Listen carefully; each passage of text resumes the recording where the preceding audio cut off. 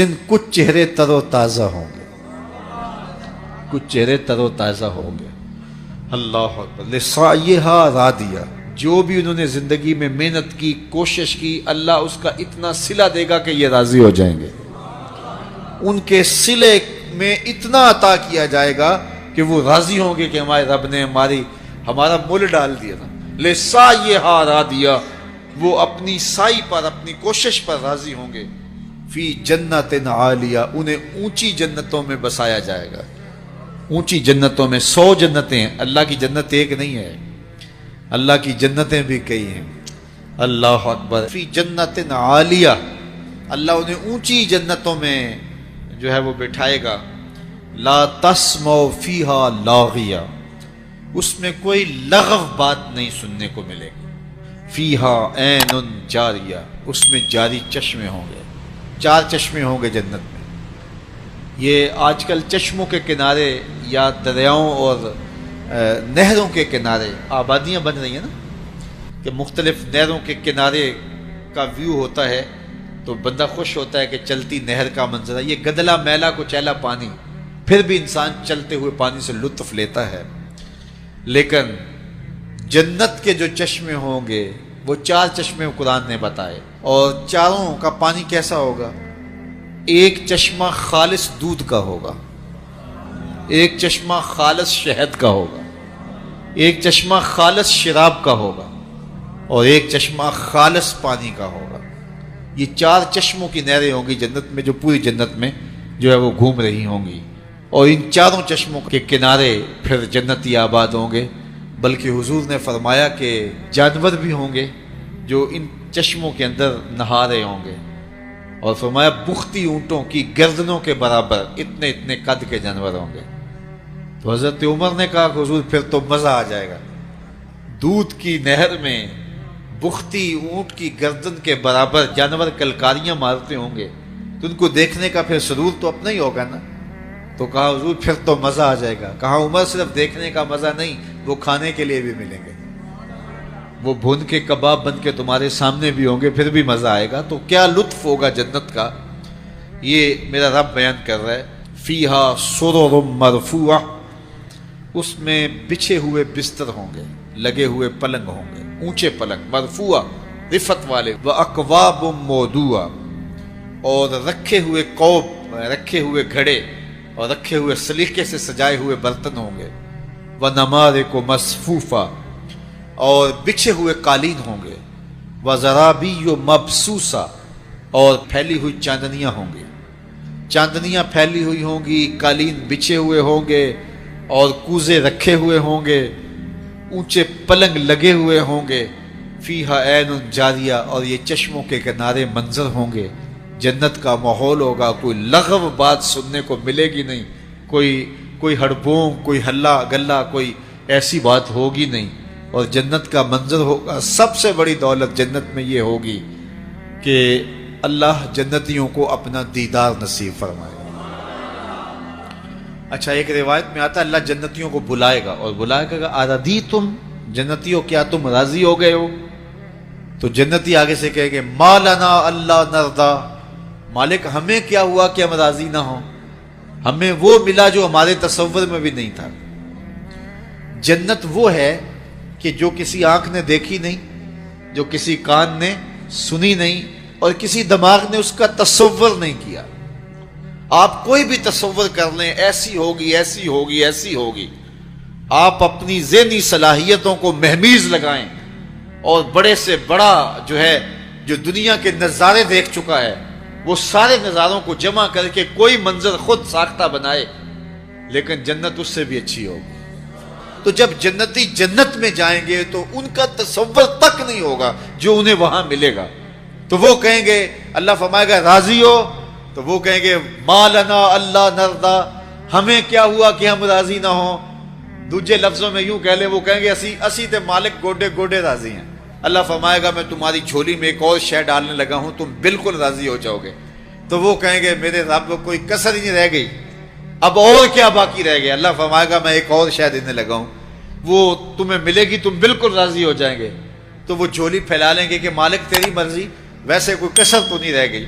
تو اللہ تعالیٰ فرمائے گا وہ شے یہ ہے کہ میں تمہارے اوپر راضی ہو گیا ہوں، اب کبھی بھی ناراض نہیں ہوں گا، اور یہ چیز جنتیوں کو نہال کر دے گی۔ تو اللہ تعالیٰ جنت کے اس نقشے کو بیان کیا جو ان لوگوں کو عطا کرے گا جن کے عقیدوں میں جمال ہے اور جن کے عمل میں حسن ہے، جو عقیدے بھی خوبصورت رکھتے ہیں، جن کے عقیدوں میں شرک نہیں ہے، جن کے عقیدوں کے اندر بے ادبیاں نہیں ہیں، جن کے عقیدوں کے اندر گستاخیاں نہیں ہیں، جن کے عقیدوں کے اندر بدعات نہیں ہیں، جن کے عقیدوں کے اندر جو ہے وہ خرابیاں نہیں ہیں، اور جن کا عمل کوتاہیوں سے پاک ہے۔ یہ وہ پاک لوگ جو ہیں اللہ تعالیٰ جل شانہ ان کو یہ نعمتیں عطا کرے گا۔ تو اللہ تعالیٰ جل شانہ ہمیں سب کو جنت کی بہاریں نصیب فرمائے۔ اللہ کے محبوب علیہ الصلوۃ والسلام نے فرمایا کہ الا اخبرکم باہل الجنہ، میں تمہیں اہل جنت کے بارے میں خبر نہ دوں؟ تو پھر ارشاد فرمایا الضعفاء المظلومون، جو مسلمان کمزور ہیں، ظلم و ستم سہتے ہیں، تو آقا کریم نے فرمایا کہ وہ اہل جنت ہیں۔ چونکہ بہت سارے گناہ کا کفارہ ان پر ہونے والے ظلم بن جاتے ہیں۔ اہل ایمان کو دنیا میں جو تکلیفیں پہنچتی ہیں تو ان تکلیفوں کے بدلے میں ان کو اجر دیا جاتا ہے، حتیٰ کہ جو اہل ایمان کے پاؤں میں کانٹا بھی چبھتا ہے اللہ اس کی بھی ان کو جزا عطا کرتا ہے۔ اور ایک حدیث پاک میں آتا ہے کہ اہل بلا کو جو قیامت کے دن اجر و صلہ عطا کیا جائے گا تو لوگ آرزو کریں گے کاش کہ ہماری کھال اور ہمارا جسم لوہے کی کینچیوں سے کاٹ دیا گیا ہوتا۔ تو آج جو صلہ اس کا حشر کے روز دیا جا رہا ہے۔ تو حالات میں بعض اوقات اس طرح کی صورت بن جاتی ہے کہ یا آپ ظالم بنیں یا آپ مظلوم بنیں، تو اس وقت مظلوم بننے کو اختیار کر لیجئے گا، ظالم کبھی بھی نہ بنیے گا، چونکہ ظالم کا ٹھکانہ آتش دوزخ ہے اور مظلوم کی جگہ اللہ کی جنت ہے۔ پھر فرمایا الا اخبرکم بخیارکم، میں تمہیں خبر نہ دوں جو تم میں سب سے زیادہ بہتر ہیں؟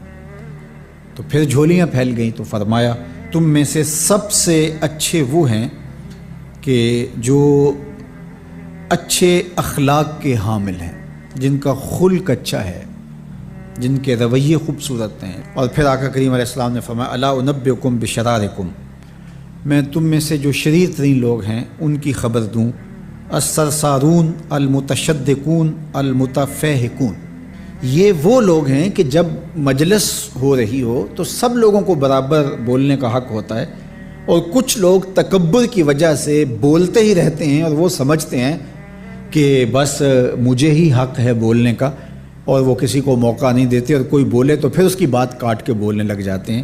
المتشدقون المتفہقون، یہاں وہ لوگ مراد ہیں کہ جو خام خواہ کا تکلف کرتے ہیں اور زبان کو بل دے دے کے اور منہ بگاڑ بگاڑ کے مشکل لفظ بول کے اصطلاحات بول کے لوگوں پر اپنے علم کا رعب جمانے کے لیے کہ میں بڑا بلیغ ہوں اور بڑا فصیح ہوں، اور اسی طرح کچھ لوگوں کو یہ بڑا ہوتا ہے کہ وہ فرنگی زبانیں جانتے ہیں، تو وہ عام دیہاتی لوگوں کے ساتھ بھی گفتگو کریں تو وہ مشکل سے مشکل الفاظ بولتے ہیں، جبکہ وہ بیچارے تو سادی زبان سمجھنے سے بھی قاصر ہوتے ہیں۔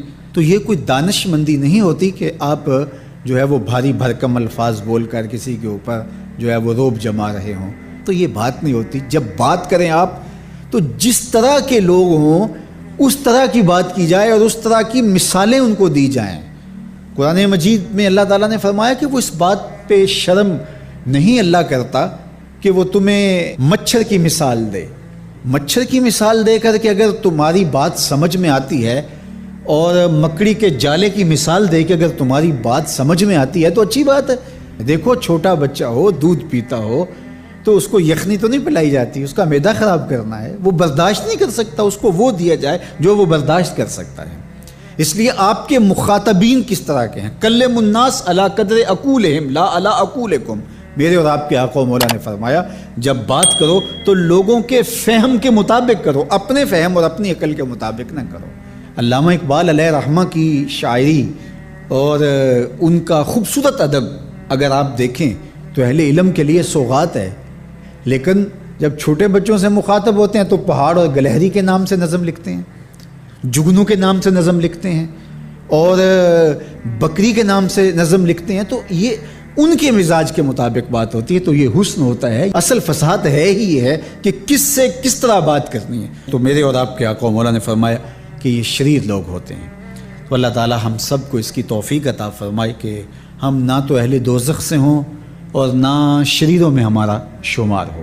تو حضرت معاذ بن جبل رضی اللہ تعالیٰ عنہ کہتے ہیں کہ صبح کے خوبصورت لمحے اور حضور کی قربت اور سفر کی گھڑیاں، اور چل بھی رہا تھا میں آقا کریم علیہ السلام کے ساتھ ساتھ، تو موقع غنیمت جانا تو میں نے کہا کہ اے اللہ کے پیارے رسول صلی اللہ علیہ وآلہ وسلم، مجھے آپ کی قربت میسر آئی ہے تو اس موقع سے میں فائدہ حاصل کرتے ہوئے آپ سے سوال پوچھنا چاہتا ہوں، اور وہ یہ کہ مجھے کسی ایسے عمل کے بارے بتا دیجئے جو عمل مجھے جنت میں داخل کر دے اور جہنم سے دور کر دے۔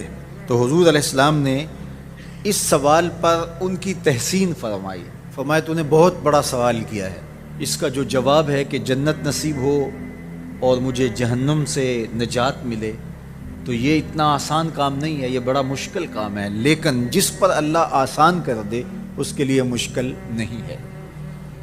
یعنی جنت آسانی سے نہیں ملتی، جہنم سے بچنا بھی اتنا آسان نہیں ہے، بہت سارے گناہوں سے بچنا پڑتا ہے، لیکن اللہ جس کے لیے آسان کر دے اس کو نیکی کی توفیق دے دیتا ہے اور برائی سے اس کو بچا لیتا ہے۔ اگر تو چاہے کہ جنت میں جائے اور جہنم سے نجات ملے تو تمہیں اللہ پر ایمان بھی لانا پڑے گا، اور ایسا ایمان جس میں شرک کی آمیزش تک نہ ہو، اسی کی عبادت تیری زندگی کا مقصود ہو، اور نماز بھی ادا کرنا ہوگی، زکوٰۃ بھی دینا ہوگی، روزے بھی رکھنے پڑیں گے، اور تجھے حج بھی کرنا پڑے گا۔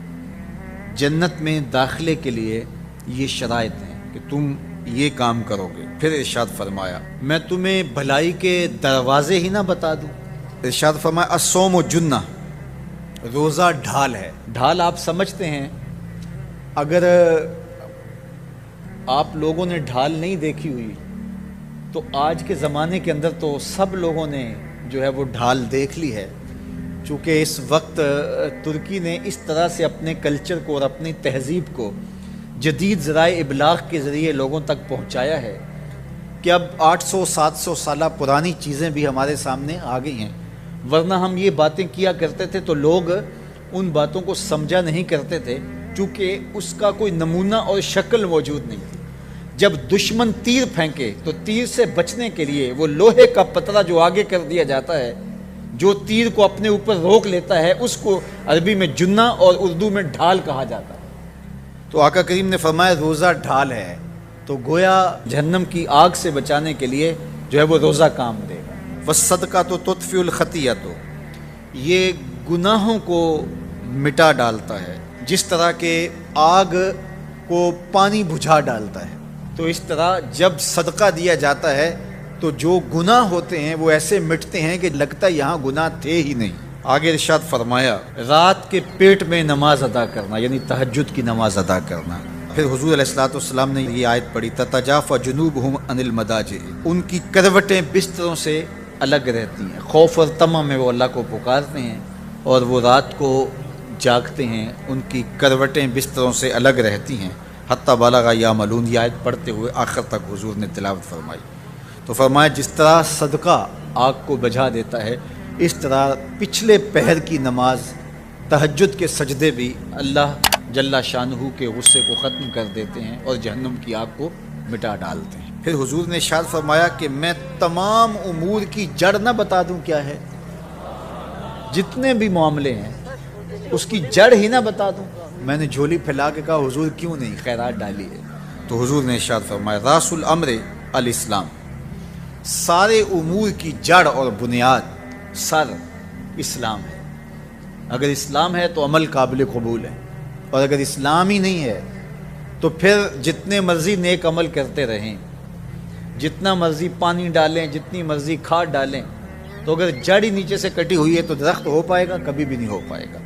تو کہا جڑ اسلام ہے، اس لیے عقیدے کی صحت عمل کی قبولیت کی ضمانت ہے، تو تمام امور کی جڑ اور بنیاد اور سرا اسلام ہے، اور اس کا ستون نماز ہے۔ اور صحابہ نماز کے جس طرح پابند رخوگر تھے، تو وہ تاریخ کی روایات آپ دیکھ سکتے ہیں، آپ کو ایک صحابی بھی بے نماز نہیں ملے گا۔ وَذِرْوَةُ صَنَامِهِ الْجِهَاد، اور کوہان کی بلندی، چوٹی اسلام کی، وہ جہاد ہے۔ جہاد سے اسلام کو سربلند کیا جا سکتا ہے۔ اسلام کا چھٹا رکن ہے جہاد، اور ہمیں جہاد کی ترغیب بھی دی گئی، اور قیامت تک یہ جہاد جاری بھی رہے گا اور کبھی بھی ختم ہونے کا نہیں ہے۔ ہاں، اس کے اصول و ضوابط ہمیں دیے گئے، جہاد کے نام سے فساد فی الارض نہ کیا جائے، لیکن جہاد کا انکار اسلام کا انکار ہے۔ یہ اسلام کی چوٹی ہے، ذروۃ و سنام کہا گیا، یہ کوہان کی بلندی ہے۔ تو حضور علیہ السلام نے آخر میں فرمایا کہ میں تمہیں سارے معاملات کی جڑ ہی نہ بتا دوں، خلاصہ ہی نہ بیان کر دوں؟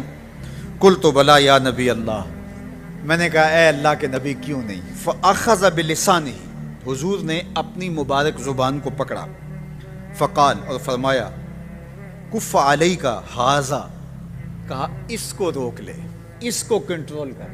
تو کہتے ہیں میں نے کہا اے اللہ کے پیارے محبوب صلی اللہ علیہ وسلم، جو ہم باتیں کرتے ہیں اس سے بھی مواخذہ ہوگا؟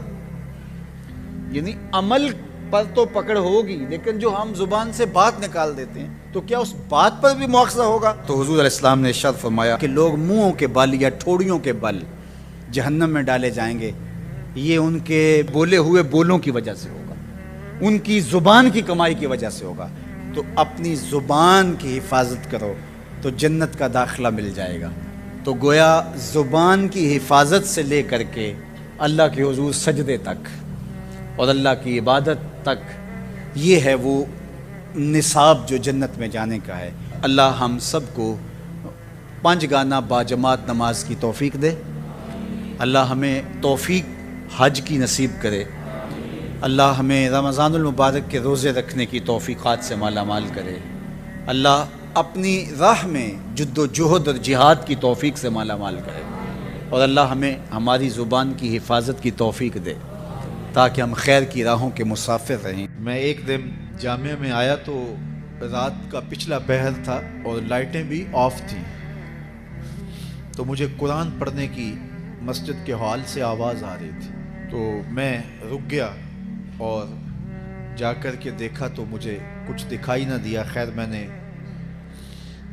لائٹیں جلائیں تو پھر بھی مجھے کوئی بچہ بیٹھا نظر نہ آیا جو قرآن پڑھ رہا ہو، لیکن جس سمت سے آواز آ رہی تھی میں اس سمت بڑھا، تو میں جب آگے گیا تو دیکھا کہ ایک بچہ سویا ہوا قرآن پڑھ رہا۔ ان کے تو خوابوں میں بھی قرآن ہوتا ہے، یہ تو جنت کی چڑیاں ہیں۔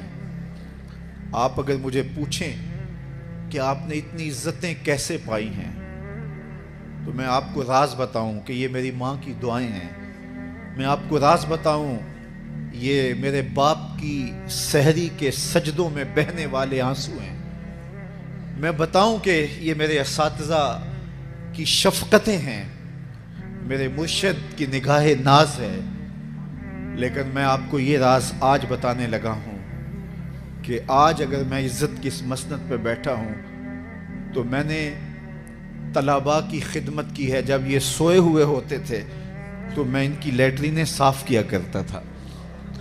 آج اللہ نے مجھے ان بچوں کے قدموں کے صدقے سے عزتیں دی ہیں۔ یہ حافظ قرآن بچے، یہ طلباء، یہ اللہ کے مہمان ہیں۔ صحیح حدیث میں آتا ہے کہ طالب علم کے پاؤں تلے اللہ کے نوری فرشتے پر بچھاتے ہیں، جن پر رحمتیں اترتی ہیں، جن کے نیچے فرشتے بھی پر بچھا رہے ہیں۔ تم نے ان پہ بم گرائے اور انسانیت خاموش ہے۔ ہمارے استاد فرماتے تھے کہ ایک دارالعلوم تھا، وہاں طلباء پڑھتے تھے، تو یہ بچے ہوتے ہیں، بالخصوص حفظ کی کلاس کے بچے چھوٹی عمر کے ہوتے ہیں، اور اس عمر میں بچوں کی شرارتیں، بچوں کی اٹکیلیاں، یہ ان بچوں کے بچپنے کا حسن ہے۔ بعض لوگ ہمارے پاس آتے ہیں کہ یہ بچہ شرارتیں بہت کرتا ہے، دم کر دیجئے، تو میں کہتا ہوں یہ شرارتیں ہی تو ان کی عمر کا حسن ہے، جب بڑے ہو جائیں گے تو یہ سنجیدہ ہو جائیں گے۔ وہ ایک شاعر نے کہا تھا مجھے اچھا نہ لگا بچوں کا جوان ہونا، جب چھوٹے ہوتے ہیں تو ان کی شرارتیں ان کا حسن ہوتا ہے، تو وہ سکول میں پڑھتے ہوں، وہ جامعہ میں پڑھتے ہوں، یا وہ کسی فیکٹری میں وہ معصوم بچے کام کرتے ہوں، کسی ڈھابے پہ چائے بیچتے ہوں، تو ان کی طبیعت میں وہ شرارتیں ضرور ہوتی ہیں۔ یہ ایک بچوں کے بچپن کا حسن ہے۔ تو وہ بچے تھے اور شرارتی مزاج تھا، اور ایک شخص ان کی خدمت کیا کرتا تھا۔ کبھی وہ گھی کا کنستر اپنی کمر پہ لاد کے لا رہا ہے، کبھی وہ آٹے کی بوری اپنی کمر کے اوپر لاد کے لا رہا ہے، اور بچوں کی خدمت میں لگا رہتا تھا۔ بچے تھے، کچی عمر تھی، شرارتی مزاج تھا، تو انہوں نے اس کا نام ڈال دیا حمار، گدھا۔ جب بھی بھوک لگی ہوتی اور وقت کھانے کا قریب ہوتا تو کہتے وہ ہمارا گدھا گیا ہوا ہے، ابھی لے کے آئے گا تو کھانا ہم کھائیں گے۔ تو آپس میں انہوں نے اس شخص کا نام جو ان کا خدمت گزار تھا گدھا رکھ دیا۔ اسے پتا چلا کہ یہ مجھے گدھا کہتے ہیں، میں ان کی خدمت کروں، نوکری کروں، بلا معاوضہ میں ان کے لیے کمر پہ گھی کے کنستر اور آٹے کی بوریاں لاد لاد کے لاؤں، اور یہ مجھے گدھا کہتے ہیں۔ اس نے چھوڑ دیا اور گھر چلا گیا۔ رات پڑی، سویا مقدر جا کے، کیا دیکھتا ہے؟ حشر کا منظر ہے، اور وہ طالب علم ہیں، انہیں جنت کا حکم ہوتا ہے، تو وہ اڑ جاتے ہیں اور ضد کرتے ہیں اور اٹکیلیاں کرتے ہیں، نہیں ہم نے جنت میں نہیں جانا جب تک ہمارا گدھا ساتھ نہیں جائے گا۔ یہ اٹھا اور آنکھوں میں آنسو تھے، اور دوڑتا ہوا مدرسے آیا، کہا تم مجھے گدھا کہو، حمار کہو، کوتا کہو، میں نوکری تمہاری ہی کروں گا، کیونکہ تم اللہ اور اس کے رسول کے پیارے ہو۔ کتنے خوش نصیب ہیں وہ ماں باپ جن کے بچے حافظ قرآن بنتے ہیں۔ آپ کو پتہ ہے قیامت کے دن حافظ کا تو جو مرتبہ ہوگا وہ ہوگا ہی ہوگا، حافظ قرآن کے والدین کے سر پہ نور کا تاج رکھا جائے گا۔